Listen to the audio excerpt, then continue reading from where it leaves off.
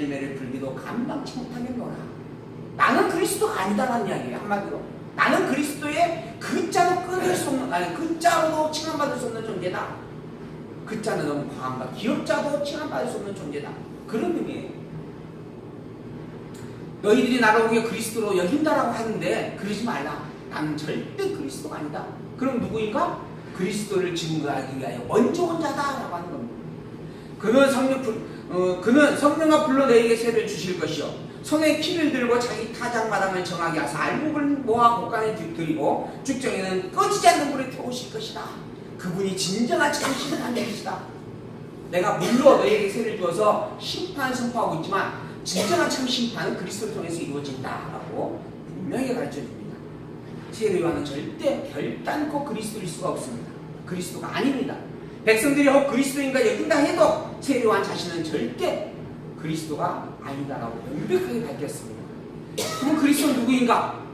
오직 예수님밖에 없죠. 예수님만이 그리스도입니다. 그래서 그 증거를 지금 성경이 보여주고 있는 거죠.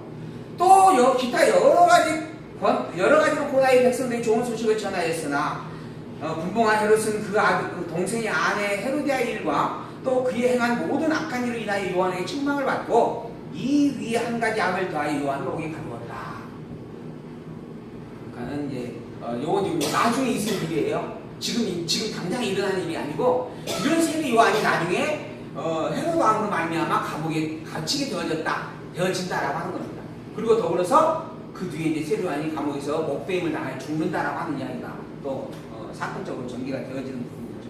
근데 그런 일을 미리 지금 활용을 해서 기록을 해주고 있는 부분들입니다. 세례 요한은 하늘로선 참 선지자였다라고 하는 것을 밝혀주고 있는 부분이고, 그래서 헤롯 왕에게 잘못된 것을 책망을 했어요. 선지자로서 이야기를 한 겁니다. 그러나 그들도 감옥에 갇히게 될 것이다 라는 거죠.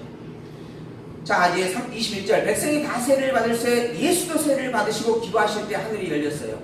그리고 성령이 형체로 비둘기같이 그 위에 강림하시더니 하늘로서 소리가 나기를 너는 내 사랑하는 아들이라 내가 너를 기뻐하노라 라고 했습니다. 백성들이 세례 요한을 통하여서 세례를 받게 되어졌고 예수님도 세례 요한에게 나와서 세례를 받게 되어집니다. 다른 복음서에 보게 되어지면 어찌하여 나에게 나오십니까? 라고 하는 이야기가 있어요. 근데 본문은 그런 내용이 없고 그저 세례를 받았다라고 하는 겁니다. 근데 받고 나니까 받을 때 기도할 때 하늘의 문이 열렸고 성령이 비둘기같이 그의 입에 임하였고 또 하늘에서 소리가 나서 내 아들이다, 내 사랑하는 자다, 내 기뻐하는 자다 라고 하는 소리가 들렸다라고 함께 기록을 해주고 있는 부분입니다. 여기에 지금 여러 가지 또 신학적 난제들이 좀 담겨져 있습니다. 먼저 첫 번째로 세례라고 하는 부분이에요. 이 세례라고 하는 것은 말 그대로 죄를 씻는다는 뜻이에요. 이 죄인이 와서 회개하고 죄를 씻김을 받는다 이런 의미로 세례를 행하게 되어지는 거죠. 근데 예수님이 세례를 받아요. 그럼 예수님은 죄가 있어요 없어요? 보통은 죄인이 와서 죄를 고백하고 받는 게 세례라고 한다면 예수님도 죄가 있으니까 와서 세례를 받은 거 아니겠느냐, 근데 이런 주장을 하는 이들이 있습니다. 신학적으로 그래서 논쟁이 되고 있는 부분이에요. 죄가 없는데 왜 세례를 받았겠느냐라고 하는 겁니다. 근데 왜 세례를 받았을까요? 왜 세례를 받았어요? 사람들 보여주기 위해서. 사람에게 보여진다라고 하는 부분은 그거 아니고도 지금 그 뒤에 나오죠. 하늘에서 문이 열리고 성령이 임하고 소리가 나고 이게 오히려 사람들이 더 분명히 보여지는 증거죠. 근데 지금 예수님께서 세례를 받을 때 뭐라고 했냐면 내가 율법을 이루러 왔다 그렇게 이야기하시는 거예요. 그러냐 율법에 합당합니까? 세례를 나에게 베풀어 달라. 다른 복음서에 그렇게 이야기하잖아요.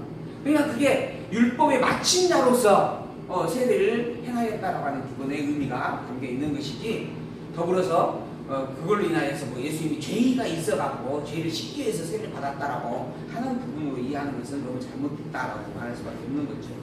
히브리서 4장 15절에도 예수는 인간의 몸을 입고 오셨지만 죄가 없으신 분이다라고 분명하게 밝혀주고 있는 부분들입니다. 세례를 받으시는 것은 죄인으로서가 아니라 의를 이루기 위해서 행하신 일이었다. 즉 율법을 완성시키는 자로서 행한 일이었다라고 이렇게 이해를 할 수 있는 부분이다.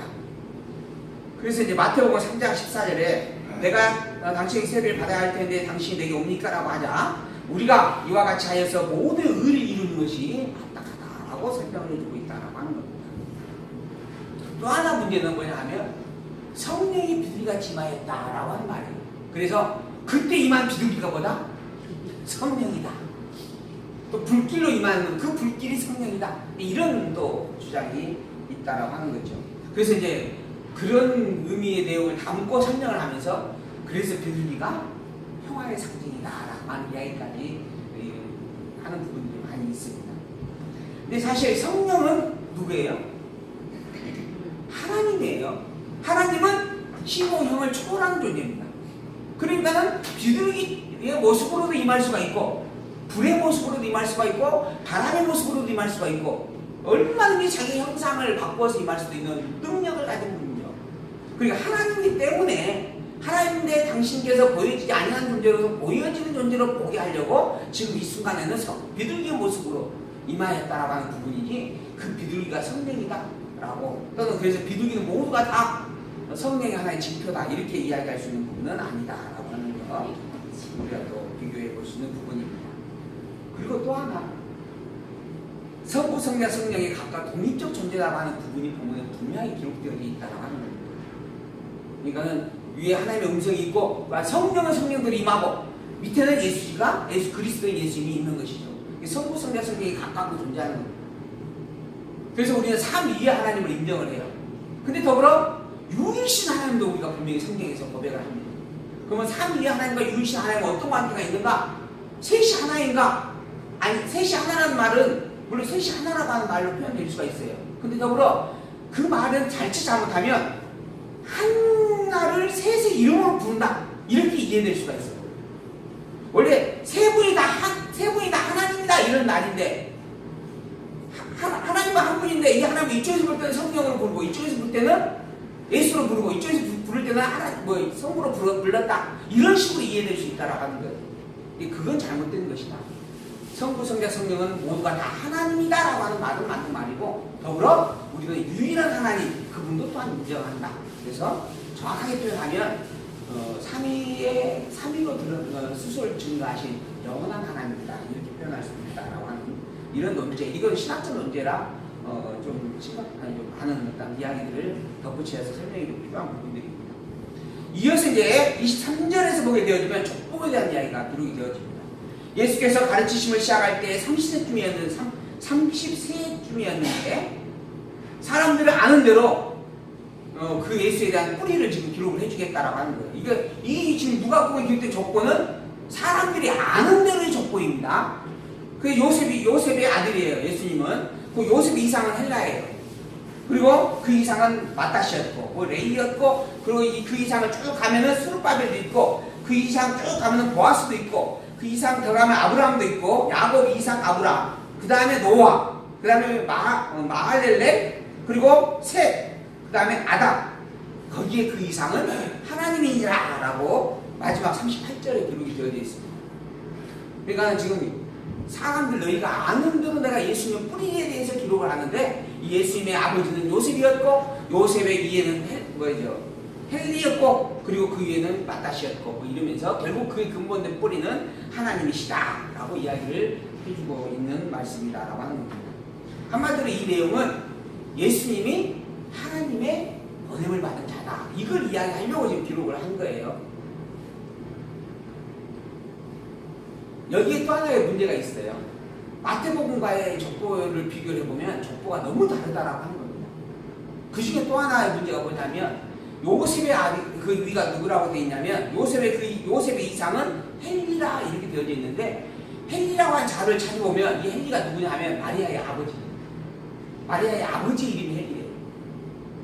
그러니까 요셉의 이상이라고 하는 부분의 표현은 요셉의 그 위에 조상들 또는 위에 부모들 이런 의미로 이렇게 이해가 되어질 부분이고 그런 부분에서 헬리라고 하는 이름이 거기에 언급이 된 겁니다. 근데 어떤 사람은 이걸 가지고 이때부터 요셉의 그 위에 헬리라고 하는 이 사람으로부터 기록되어진 것이 마태복음은 남자의 혈통을 따라 기록을 한 족보를 가리키는 거고 누가복음은 마리아의 혈통을 따라 기록된 족보이다. 뭐 이렇게 이야기를 하는 사람이 있어요. 그러니까 마리아의 아버지니까 헬리가. 그래서 이제 이제 마태복음의 족보는 남자의 어떤 적극성을 드러내고 누가복음의 족보는 여성의 섬세함을 드러내는 족보다. 이런 또 해석을 하는 그런 어떤 책들이 있습니다. 참 복잡해요.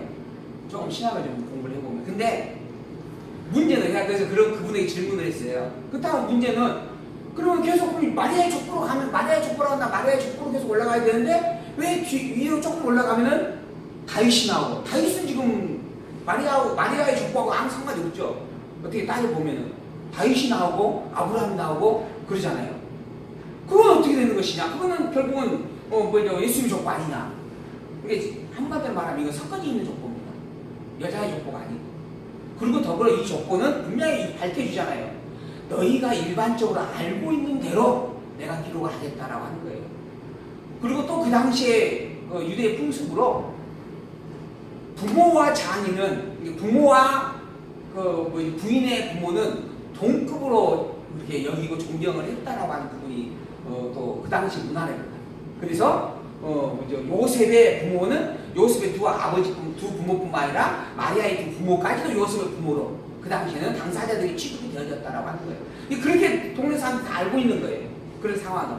그래서 헬리라고 하는 이름이 거기에 추가가 된 이렇게 삽입이 된 것이지 이게 마리아의 계보로 간 이야기가 아니다라고 그렇게 이야기를 할 수밖에 없는 부분입니다. 이렇게 해서 이제 예수님께서 근본 하나님으로부터 보냄을 받은 자라고 하는 것을 족보를 통해서도 확인을 해 주었고, 그리고 또 직접 성령이 강림하였고, 또한 하늘에서 음성이 들리면서 또한 예수님이 하나님의 아들이다라고 하는 것을 확증을 해 주었고, 그리고 또한 많은 증인들을 통하여서 시몬이나 안나나 또는 사가랴나 엘리사벳이나 또는 목동이나 동방박사나 지금 동방박사는 안 나왔네요. 여기는 보니까. 근데 그런 어떤 증인들을 통해서 계속 예수님이 하나님께서 보낸 하나님의 아들 그리스도임을 너무너무 분명하게 반복해서 설명을 해주고 선포해주고 있는 것을 우리가 분명하게 확인을 해볼 수가 있습니다. 예수님은 너무너무 분명한 하나님의 아들이십니다. 예수님은 우리의 모든 죄를 대속하기에 충분한 권세와 영광을 가진 그리스도이십니다. 그리고 실제로 이 땅에 오셨습니다. 그리고 그분은 우리의 모든 죄를 대신 짊어지기 위하여 일부러 십자가에 죽기까지 하셨다라고 하는 겁니다. 그런 그리스도 예수님을 안다라고 하는 것은 하나님을 아는 일입니다. 하나님을 아는 자는 예수님이 그리스도임을 알 수밖에 없고 알아야 마땅합니다. 이제 우리가 이 누가복음 끝나고 요한복음을 보게 될 것인데요. 요한복음은 그런 내용을 선포를 합니다. 너희가 나를 안다 하면서 어찌 아버지를 보여달라고 이야기하느냐. 나를 본 자는 아버지를 보았다. 내 안에 아버지가 있고 내가 하나님과 함께하고 있다. 하나님은 내 안에서 함께하고 있다. 너희가 천국을 모른다 하느냐? 나를 보면 이미 천국을 본 자이다. 요한복음 내용입니다. 나를 보고 믿지 못한 자는 하나님을 알지 못한다. 여호와 하나님을 아는 자라고 한다면 내가 그리스도인 것도 너희들은 알 수밖에 없고 알아야 마땅하다. 요한복음은 너무 분명히 그렇게 선포를 해줍니다. 오직 예수님만이 그리스도이고 또한 예수님을 그리스도로 아는 그 신앙이 여호와 하나님을 아는 참된 신앙입니다. 여호와 하나님을 안다라고 하는 것은 여호와 하나님이 그리스도로 보내신 예수님 또한 인정하는 일입니다. 그래서 우리는 예수님을 그리스도로 분명히 고백을 하고 오직 예수님만이 그리스도라고 선포하고 그리고 그 예수 그리스도의 이름을 가지고 오직 여호와 하나님을 우리의 하나님과 찬양을 하고 그렇게 경배하며 살아갈 것이고 그렇게 사는 우리가 되어지기를 소망하면서 오늘 말씀을 마치도록 하겠습니다.